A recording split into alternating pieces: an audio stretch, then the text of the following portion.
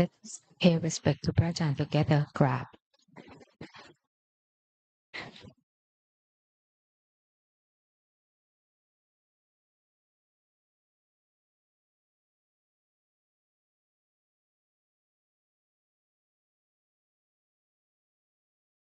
And request Dhamma talk on page 124.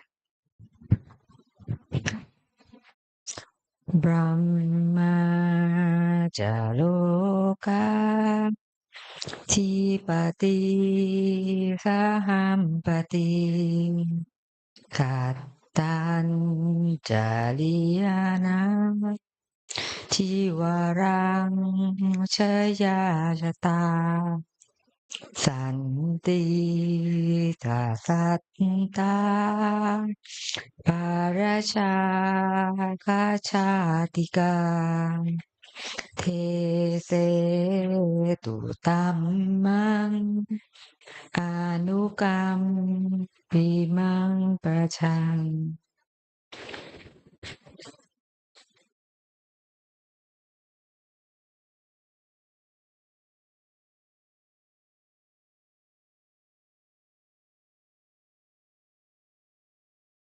Namo tassa bhagavato arahato samma sambuddhassa. Namo tassa bhagavato arahato samma sambuddhassa. Namo tassa bhagavato arahato samma sambuddhassa.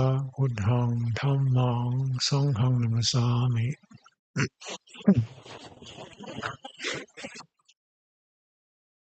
Mm.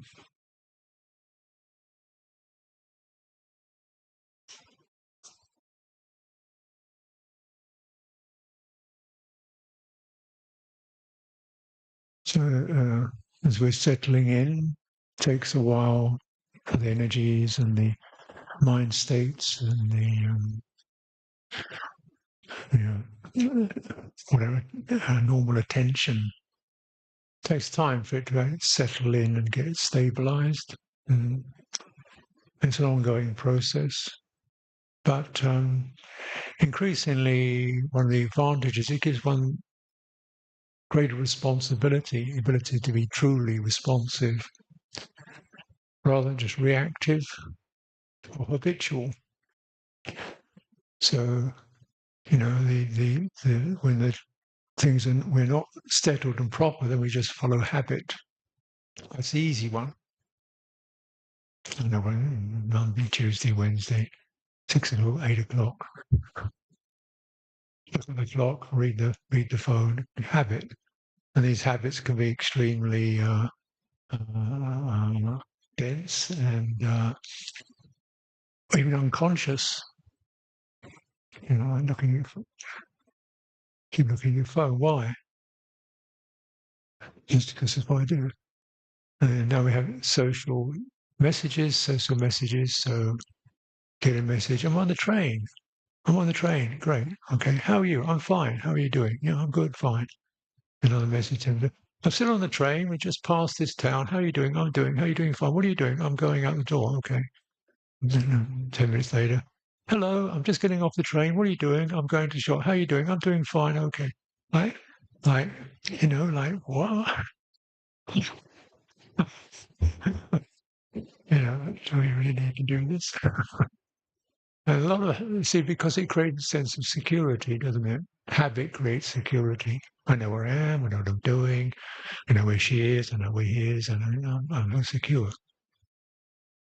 I'm secure means I feel comfortable. Of course, it's comfortable. That's very transitory because you've got to keep reassuring.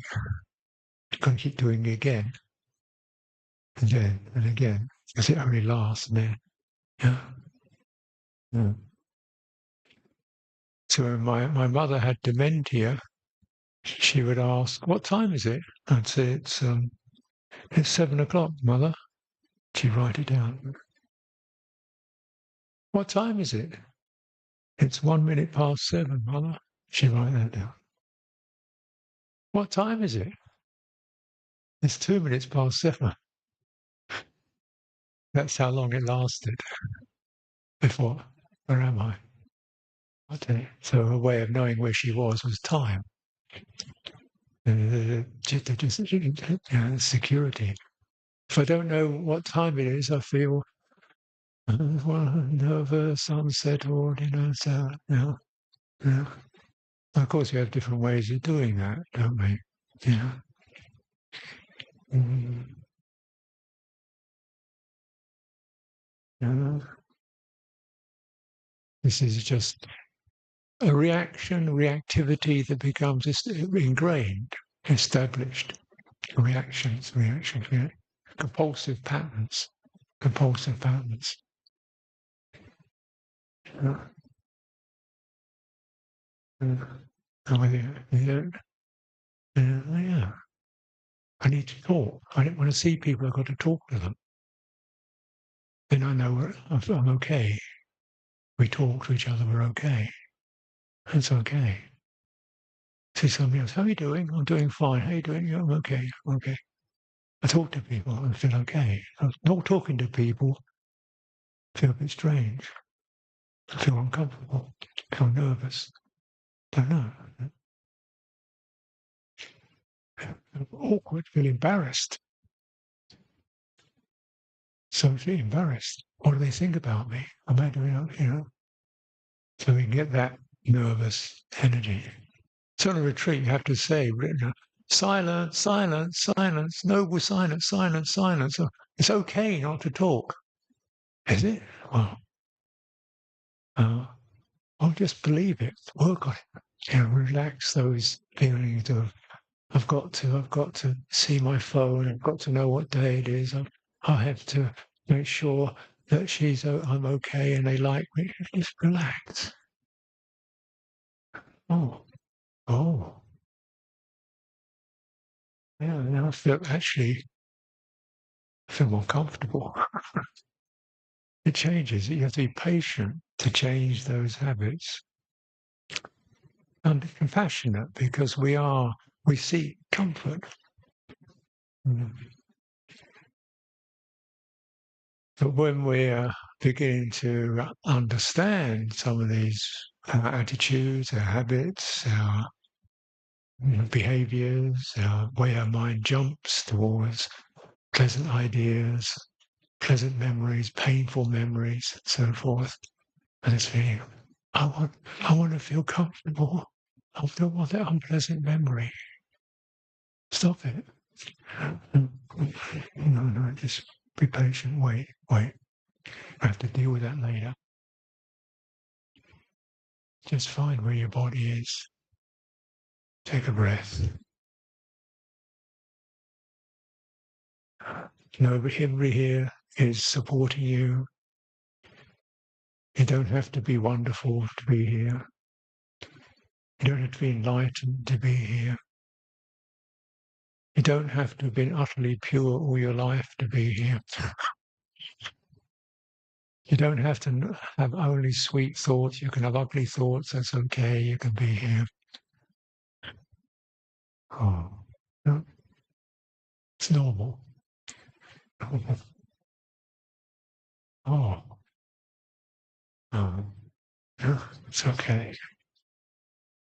Yeah. So that realize the responsibility that we all have is to feel comfortable.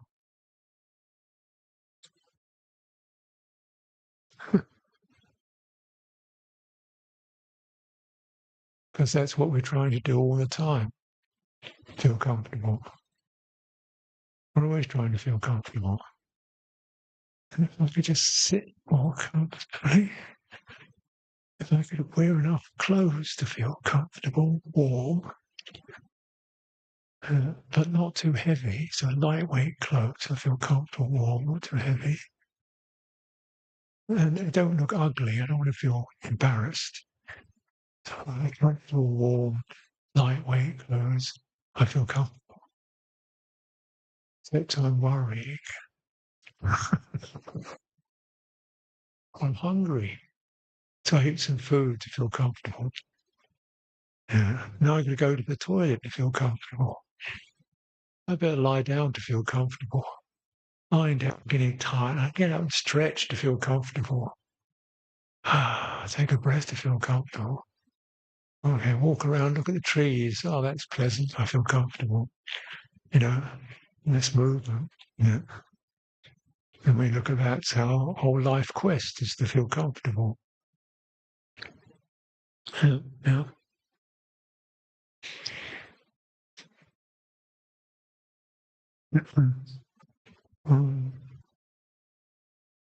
So,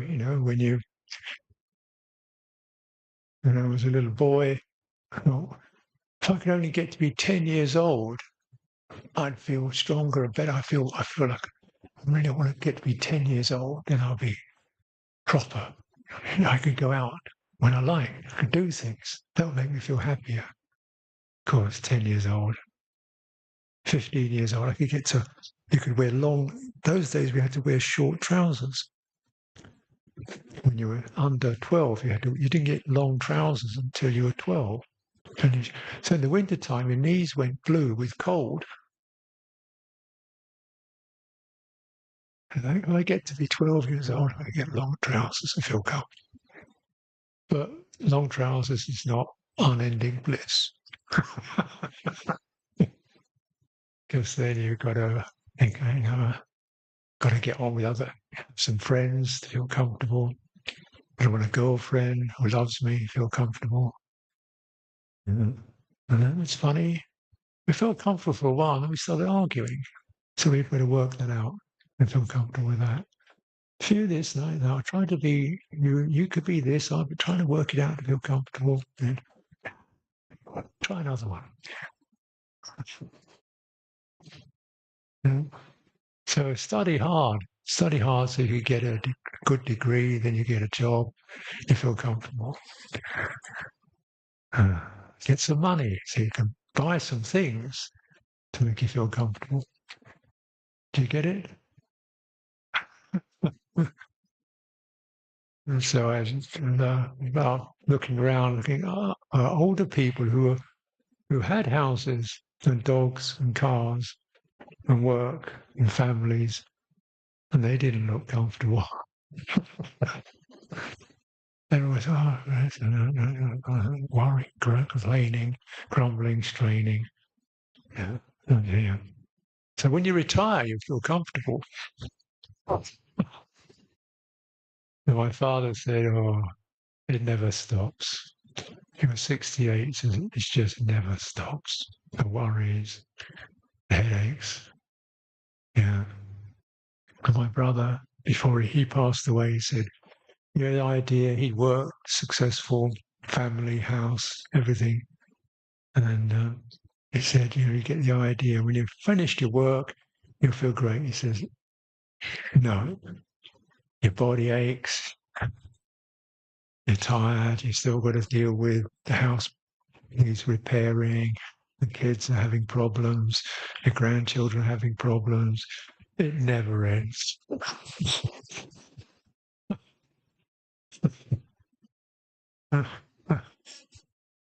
Now, I'm not against any of these things per se, if they make you feel comfortable. And for sure, we can learn out of our jobs and out of our relationships. But it takes patience, doesn't it? It's not going to be immediate. That's exactly it. If you want to live with someone, you've got to actually work it out. Well, how are we going to cooperate? It takes work. It takes work to feel comfortable. Yeah. So comfort, although it's our life aim, you have to have enough discernment, patience, and energy to do it, to get there. It's parami. Discernment, panya. You can wait a minute. What's there? Where's the struggle? Where's the stress? What can be released? What can be expanded? What can be generated? Panya. You put energy into it. Do it. Kanti, patient. Stay with it through that initial phase.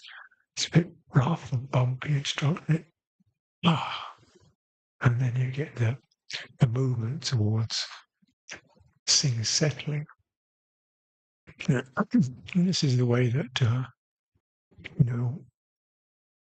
clear-minded people operate. And so the Buddha said the highest comfort is nibbana. Nibbana paramam sukham. Nibbana is the highest comfort because you have no burdens. You're not carrying anything. Just not carrying anything. You're not carrying unpleasant feeling. You're not carrying unpleasant memories. You're not carrying disagreeable attachments that you've got to keep working on. You're not carrying stuff you've got to put effort into to keep going. It's a release. So this is the supreme comfort. Yeah. Um, then, okay, but he was very reasonable. So we'll start off with just ordinary flesh and blood comfortable. It's called samisa. Samisa, that which is conjoined with flesh and blood, means good health, for example.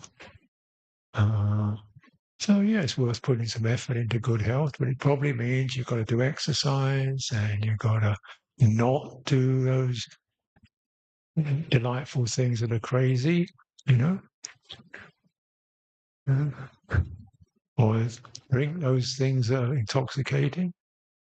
Yeah. So if you get through your 20s coming out okay, you've done very well. Because this is with young men, this is where you wreck your body on a motorbike, or you wreck your body climbing a rock climbing, or you wreck your body doing some stupid, crazy thing, or you wreck your body through drink, or you wreck your body through drugs, So because it's so much drive, but doesn't know where to go. So therefore, advice is put energy into, developing sila, developing steadiness, developing resilience, developing compassion. Put your energy there. So then you use your life in that way. So often what's called flesh and blood comfort means I'm physically healthy, and also I don't have the the burden of addiction. I'm not addicted to anything, which is always giving me a sense of just, need. So if we develop some degree of renunciation, not just the ability to give up, it's the ability to enjoy giving up. It's the trick. Because, to enjoy it, that's the trick. Takes a little bit of work, but you're going to, I want one of those. I want one of those. Could you just, you're okay. You're okay. You're okay.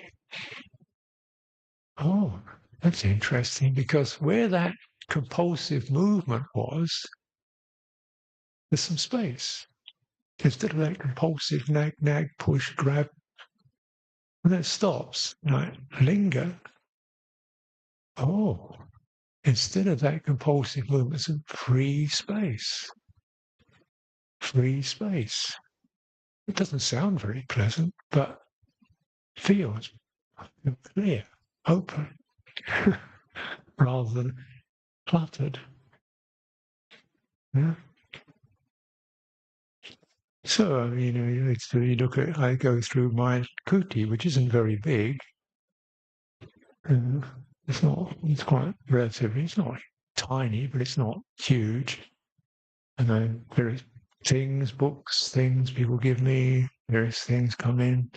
And every now I look at it and think, you can either have those 6 books, or you could have the space. You can't have both.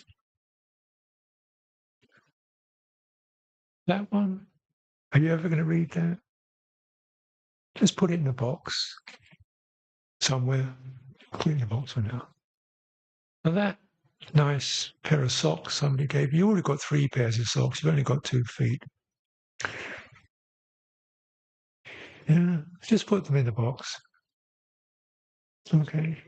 And they go like that. because you can't have the thing and the space. And then I put them in the box. A month later, I'm fine. Get rid of the box. One space. Then I don't have to worry where I put the thing. I don't have to keep it clean. And I look around and see this lovely openness, and my heart feels happy. That's what you call nikama, renunciation. It's like that. Free from the agitation and the burden of responsibility for something you can't be responsible for. You know, we right? You can't be responsible for your car because it'll defy you, it will break down at any time of day and night. You can't be responsible for it because it doesn't respond to you. So you can pat it, say, nice car, you give it a name, you can talk to it, prune it, groom it, clean it, it will still break down.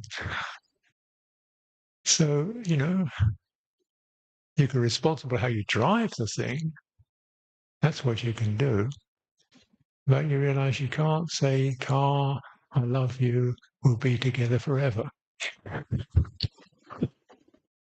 Of course, you don't want to do that.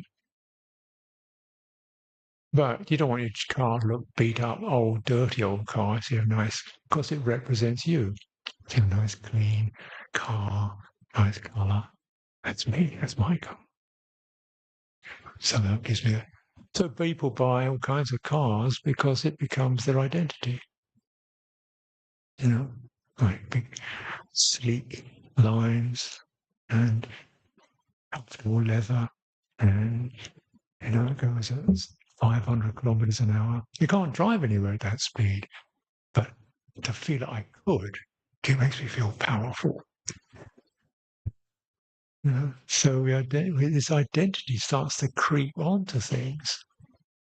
Your clothes, your house, your car starts to creep onto things, and it locks. And then you're kind of pulled over by it, worrying about it. Worrying about it. Who's going to steal my car? I've got the greatest car in the town, but somebody's going to steal it. It might get damaged. You know?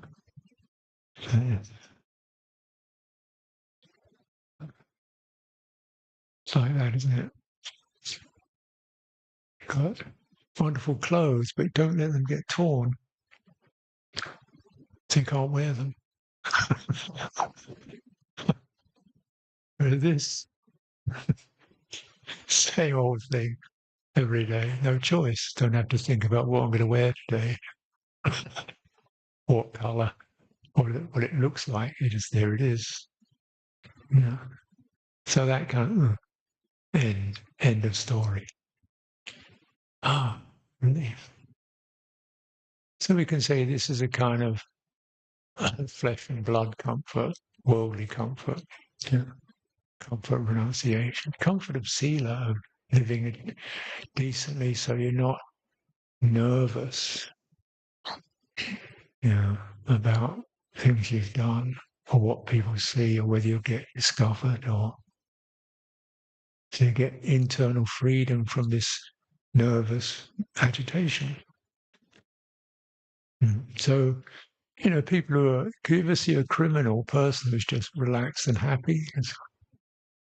No, they're always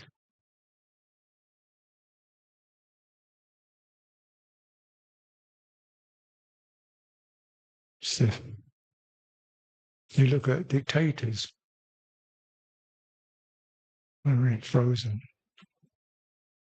It's not a kind of comfortable person. Open, warm, glad, joyful. Ever seen a glad, comfortable, joyful dictator? Sila makes you feel joyful because you've got nothing to hide, and there's just not just a psychological, there's a real sense of healthy energy. The heart is happy when it's virtuous. because these cramps and constrictions of passion and aversion are cleaned out. The heart feels bright. It's quite natural. So these are not just laws. Good and bad are not just laws or judgments. They're really tangible experiences that affect your body, affect your heart. Mm. Mm. Mm. So we just try to sustain that. Very important, because in a world where sila is not strong, where there's a lot of corruption and abuse and deceit, addiction,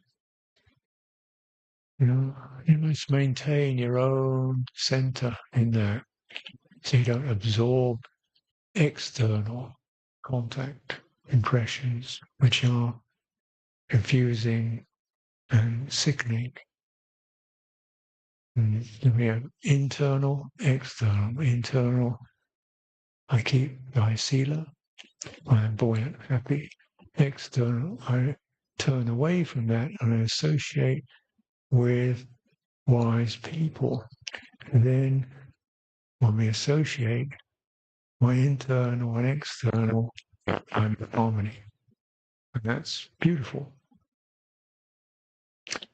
So when we live together like this, we don't really talk very much, don't even know their names.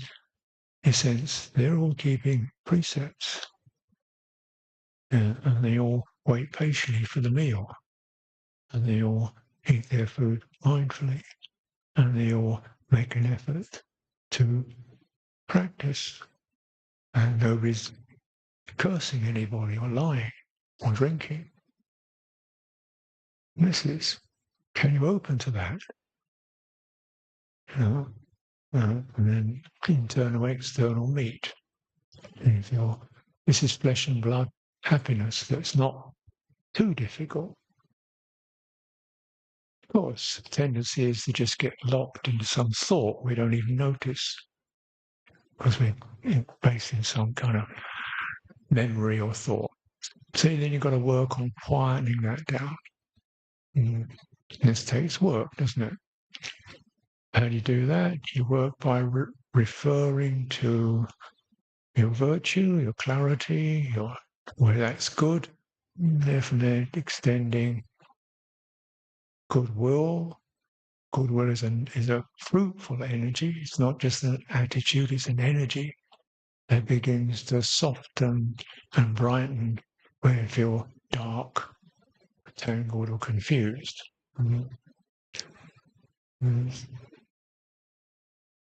How is that? It moves through aspects of our embodiment that we don't really know about. We're not very clear about. Sense of it moves through the living flesh and blood presence. Living flesh and blood presence. In that instance, the sense of regret is weighing me down. Sense of anxiety is gripping my belly. I breathe in and out. Open the area. Connect it to my chest, my legs, my feet, my breath, and generate a quality of goodwill. And just go into the energy and the feeling, and the feeling begins to subside. So when we have uncomfortable memories, thoughts, things like this, you must, simple practice, don't go to the thought, because it just keeps repeating. It's like keeps injecting unpleasant feeling. You go to the feeling, which could be tense, unhappy, slightly nauseous, agitated. You go, there's the emotion, which is a movement, right? That's a sankhara. And then you go into the emotion. Do you like this or not? I don't like it at all. That's called unpleasant feeling. Can I be patient? Unpleasant feeling.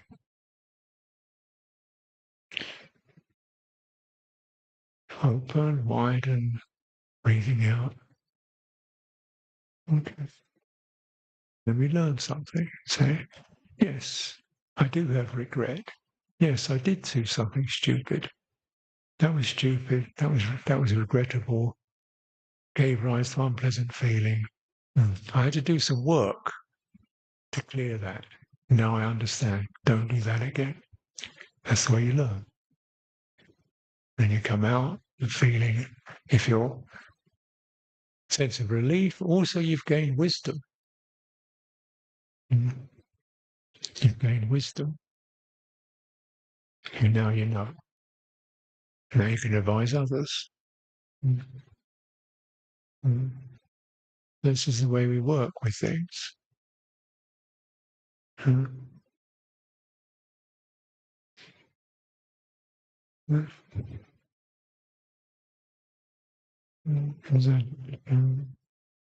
So when we, this is always a strong point with Luangpor, for example. They always give you unpleasant feeling.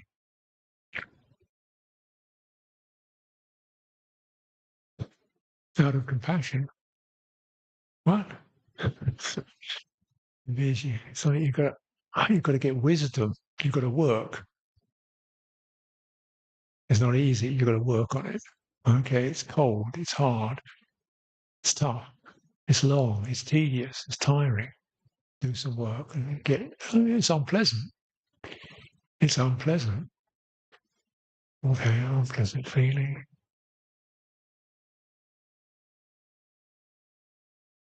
Stable, steady, not shaking. Stable, steady, not shaking. Widen, open, accept unpleasant feeling for being what it is. It's just an energy. And breathing in, releasing it. That's quite a process. Takes time. Because mostly it shouldn't. I don't want it. Why? Why does it have to be? How can it be different? It's not my fault. Why do they make this? Why does it have to be awkward? Why is it uncomfortable? I don't see why I should have to. This is stupid. This is ridiculous. There's the emotion. Goes like that. I can't stand this for another minute. I don't know. I can't stand it. I don't see why I should be. Why should I have to sit still all the time? I can't say this isn't right. It's not good for me. That's an emotion. What's the feeling? Unpleasant. Of course, it's unpleasant.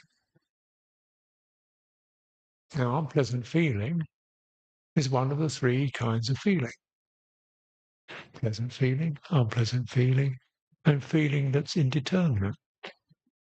This means it's built in. You cannot avoid unpleasant feeling.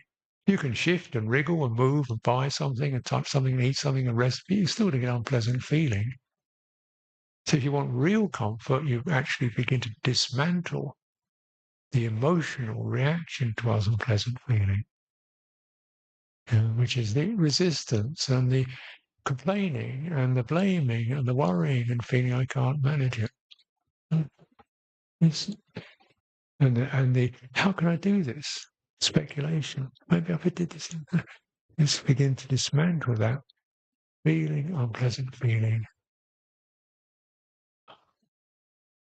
Body widening, stabilizing. It's unpleasant. And this is release.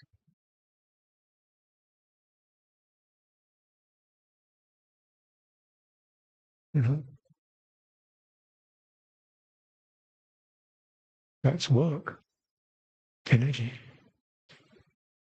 And you have to deal with the bit you can manage.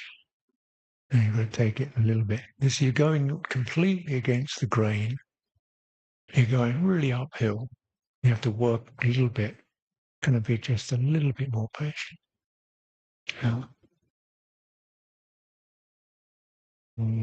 So, I think, well, If I became a monk, I wouldn't have any burdens. If I became a bhikkhu, no taxes, don't have to worry about taxes, don't have to pay bills, don't have to go to work.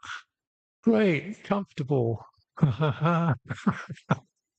Lonely, restless, bored, sleepy, fed up, not getting anywhere, doing stupid, having to keep all these rules, living in this monastery, people I don't really like, and da-da-da, routines. It's cold, it's cold, it's cold, it's hot, it's hot, it's too hot, it's too cold.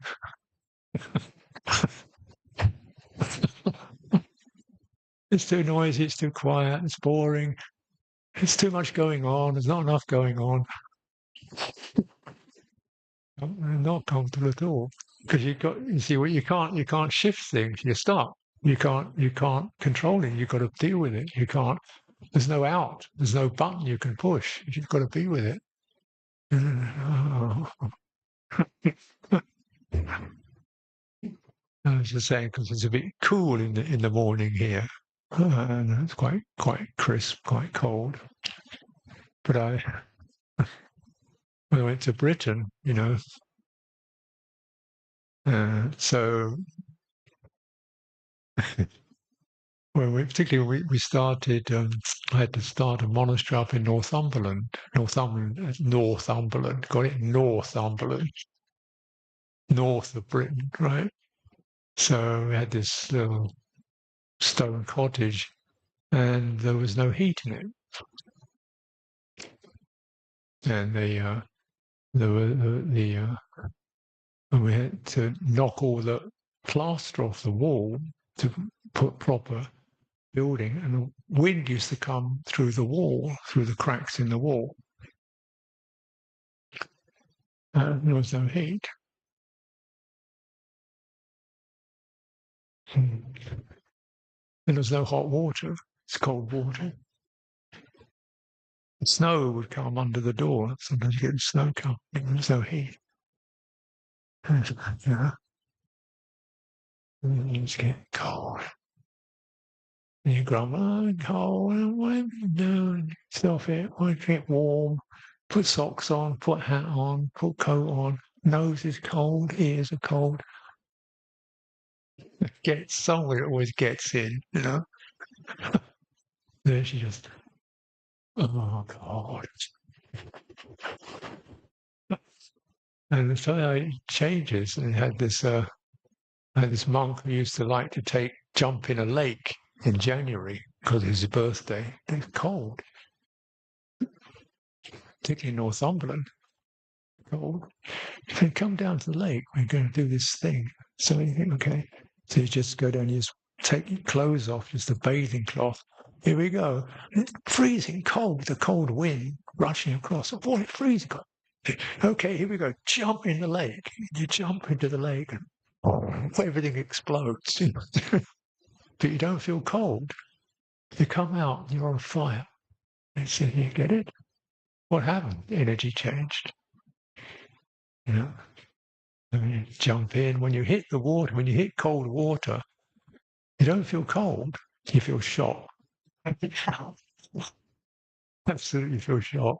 You don't feel cold. And find your body starts moving really quickly to get out. To get out of the water. You're not shivering. How did that happen? So cold is just the energy. It's not the cold, it's what the cold does. It causes you energy. And then when energy does this, then you feel emotionally constricted and you feel unhappy. Now, if energy doesn't do this, then you don't feel unpleasant.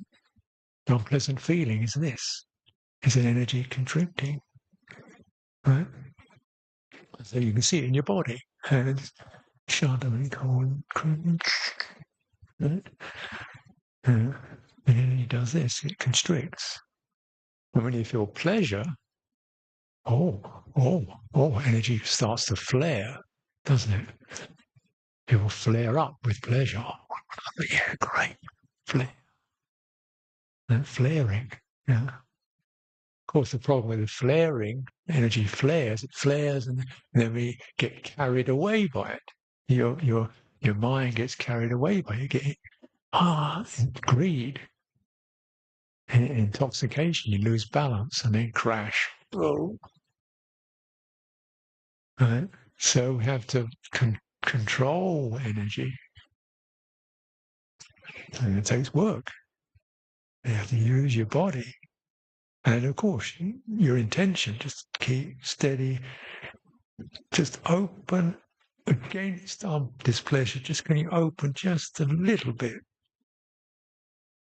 Can you at least stop thinking about it? Can you stop resisting it?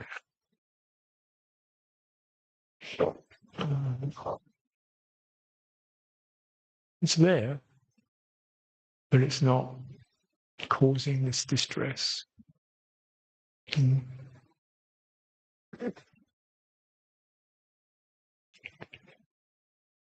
Yeah. So most of our monasteries start off cold and miserable because they generally places didn't have much money, so you have to buy somewhere that's broken down. And in Britain, heat is necessary. But if you don't have the money to pay for it, you don't get it. So, winter time at Amaravati, first winter they had to switch all the heat off because they couldn't pay the bill. They couldn't pay the bill for oil. It was an oil fire. They said it's too expensive, switch it off. Okay. So then, February comes round, it's like 15 degrees below zero. Everybody's hats, scarves, gloves, coats, shundering. You go to bed, you just take your boots off. Everything you keep on. And you get inside a sleeping bag. Then morning time, get out of the sleeping bag, put your boots on, run over to the sala, because where there's other human bodies, it's a little bit warmer. And they've had a fire, a little coal fire, a little wood fire.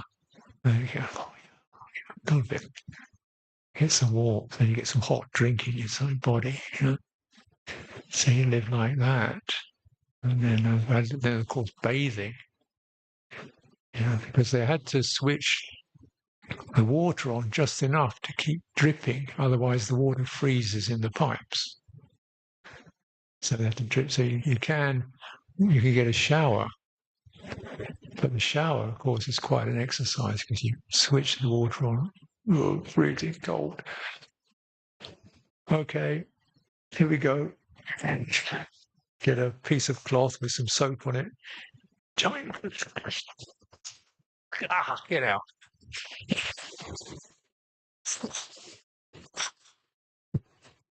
And then you're tingling, bright and tingling from the cold. You tingle. Oh, actually, it wasn't so bad. It was bad, but then coming out of it, energy shifted. It's feel pretty good. So you recognise it's better if you can possibly just move against it, and your body will support it. There's the one here I practiced. I didn't do it very long because I felt I was living out in a forest, in a hut in the forest. So it's completely alone. The snow comes, and thick snow, and I'd take a big basin and put snow in it and put it in my kuti, so it just turned into water. And then first thing in the morning, before I could think, quick, don't think, jump outside the kuti, jump into the snow and pour the water over you before you think. Because you think, you're not going to do it. Absolutely, you just cannot. No, tomorrow I'll do it. No, you just cannot do it if you think. So you just got to do it before you think. And then, wow, I don't feel cold. But these are extreme practices. We're not expecting to do that. We're just leaning against the resistance to displeasure. A lot of it is not physical based, but mental based. Like, I don't like, I'm bored. There's not enough going on. I'm bored. You know, I don't like. I remember Mark and I almost get sick. You could see the orange lino, the stuff they put on the floor, it was orange or patterned. You feel sick. And they can actually get physically affected by visual phenomena, or you hear distressing news and you feel sick. In grief, you feel ripped apart, In guts, you feel ripped apart, heartbroken with grief. Worry sickens you. So a lot of it is psychological, and yet it affects the body. It affects the body. Depressed. You get depressing. Oh, I can't be bothered. I won't do any exercise. Too depressed. I won't meditate. I'm too depressed. I might as well just smoke a cigarette. I'm too depressed anyway. What's the point? People can kill themselves through that. And body. So saying, get it quick. Get your body upright. You can't change the mood. You can change the body. If you change the body, the mood will begin to loosen. You can't, you have a bad mood, you can't change it inside the mood. You can't use your body to pull out. Viveka, step back. This is a really unpleasant feeling, unpleasant mood. I need to respond to this. I can't just sit in it. Be responsible. Your responsibility is to be comfortable. Use this as a mantra. If you're not comfortable, don't just wallow in it. Don't just complain about it. Don't just blame it on somebody else. Don't blame it on yourself. Don't blame it on your past. Don't blame it on your karma. Don't blame it on your body. Don't blame it. That doesn't do you any good. Be responsible. Work with it. Okay. What does that mean? First of all, viveka, step back. And you recognize, look, everybody gets this. You may feel, oh, me, I'm so pathetic, I'm poor, I'm feeble, nobody likes me. Everybody gets this. So you take the me out of the picture. That's really helpful. Take the me out of it. Because that's the bond. We end up bonded to our pain. We're attached to our own pain. It's the biggest addiction is the suffering. And we suffer, it's me. If we release that, there is dukkha. Not me, there is dukkha, just that leverage. Okay, so now I'll take responsibility. Do you want to go into the dukkha? Do you want to make more stress, complicate it? Why I'm like this? Why I shouldn't be like that? How long it's going to take? Whose fault? Do you want to go more of it? Yeah. You could do. Go on forever. Or you could say, just stop. Which means just that possibility, which the Buddha teaches us. We stopped. You stop craving for comfort that you can't have. You can't have a world of peace. You can't have everybody understands you. You can't have everybody likes me. You can't have I am perfect. You can't have it.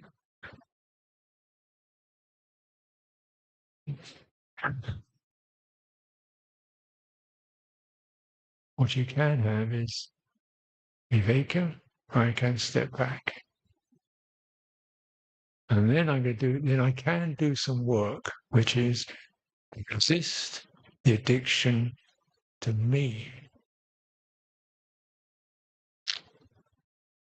And then where does it feel? Dukkha is a feeling.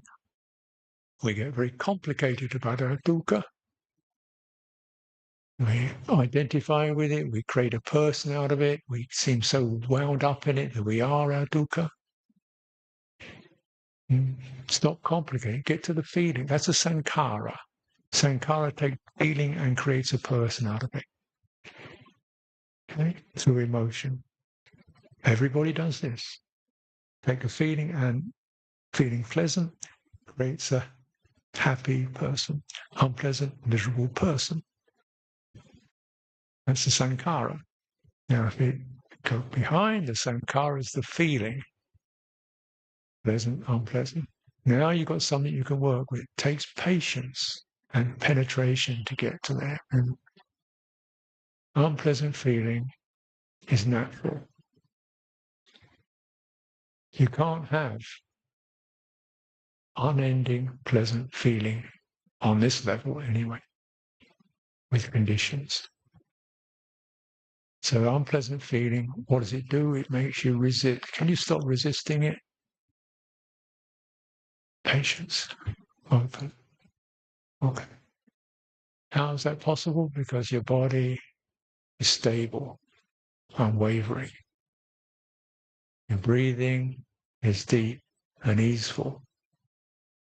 Your energy is not contracting. You're aware of the space around you. Your energy is not contracted. Unpleasant feeling cannot survive in that.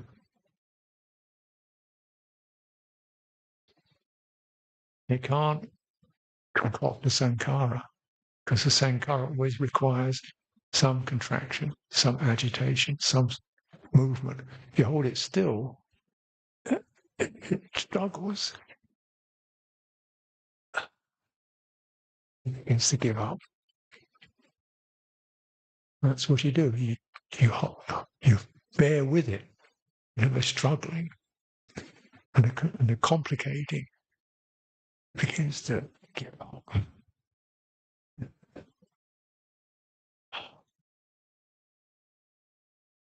Yeah, and you think, well, I've forgotten what I was unhappy about. What was it? Oh yes, I remember. And start it again. You can pick up your addiction.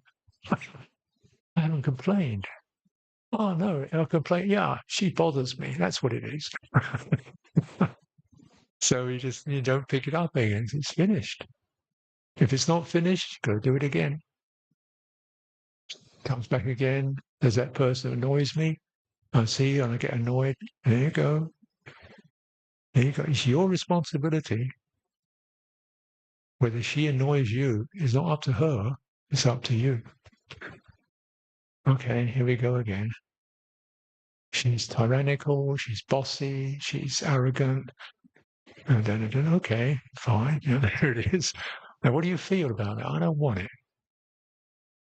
That's hers. Why make it yours? Huh? Huh? What do you mean? No, you're called arrogant. That's happening in you, isn't it? That sense of experience is happening in you. Could you stop that experience? It's just she's doing what she does. Uh-huh. She's saying what she does, what she says. Uh-huh. I don't have to pick it up. That's freedom. Mm. Yeah. So we work on this. This is kind of flesh and blood daily life practice. But it leads on because if there's that to accomplish that very deeply, this is why, we kind of not encourage it, but recommend you face it. Not just because that feeling disappears, because actually you become greater, wider, more steady, more stable, enriched. And you come into Niramisa, pleasures not flesh and blood, pleasure that's serene. You come into jhana, feeling. That's a subtle, pleasant feeling. There's no agitation. That citta is settled. It's not searching for something. It's settling in. This is agreeable. Internally, it's agreeable. What's going on around me doesn't bother me. externally, it's dead. It's finished. That's agreeable. And my citta is radiating happiness around me, internally, externally. Even in a difficult world, I'm happy, comfortable. Yeah.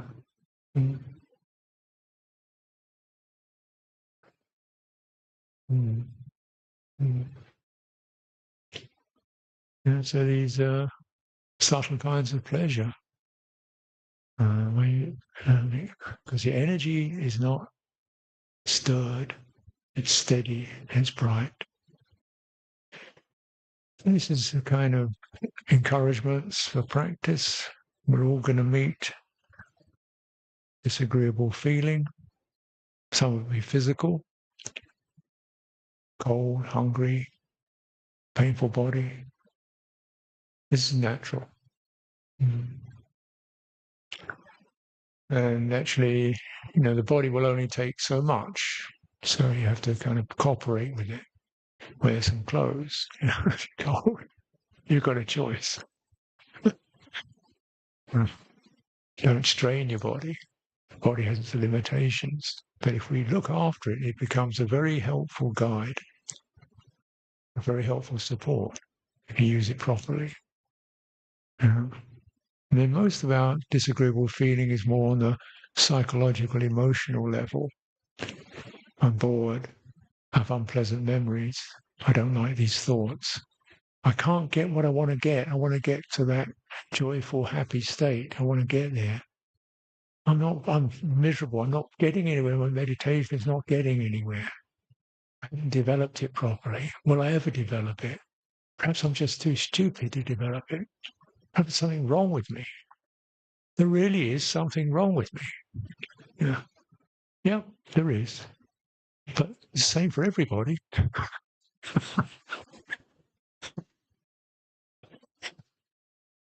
So what is wrong with you? No, it's an unpleasant feeling. The bottom of it.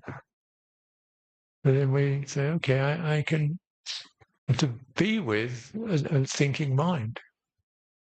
Okay. And become peaceful with it and step back from it and play with it. Make friends with it. Quiet it down. Stop fighting it. And then his space opens up. That viveka opens the space. Opens the space. And you can experience these thoughts just bubbling up, fading out, bubbling up, fading out, bubbling up, fading out, stirring around, moving around, contemplating them running around like little rabbits. You do that, and eventually you become dispassionate. It's just a thought. It's not me. When you become dispassionate, the citta loses interest, turns instead somewhere else. Thought dies down. That's the way it goes. But we have to counteract the unpleasant feeling, become dispassionate, viraga, no longer aroused by it. Then the citta returns, finished with that. And we're completing our attachments to feeling, unpleasant feeling, and finished, enough. And then it will settle. How long that takes is just a measure of kanti parami. And kanti parami, patience is like something, no time, not patient for 5 minutes, but just patient for as long as it need to be. And that becomes a very steady abiding place. I can be patient. It's not. It's a place you can live in, which gives you stability. When you contemplate the experience of patience, it's just settled, calm, open, strong. Make it strong. Then you begin to experience the happiness of freedom from stress. Kanti paramam tapodhikika. Nibbanang vadanti buddha. Chandi is the supreme tough practice. Nibbana is the supreme, say the Buddhists. Okay. Let's take some time for direct practice. And maybe just take a few minutes standing, get the energy to settle down your legs into your feet.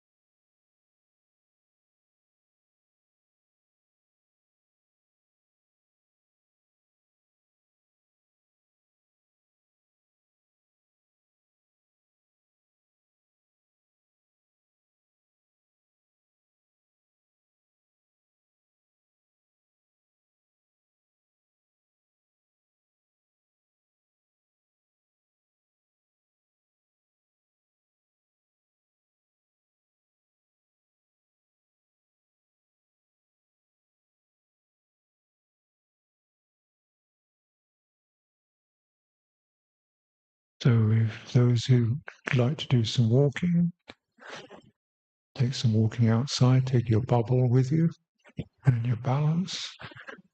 If you like to stay standing or sitting, you can stay in here. You can also stand outside. And so it's kind of individual choice. And we'll be here at 10:30.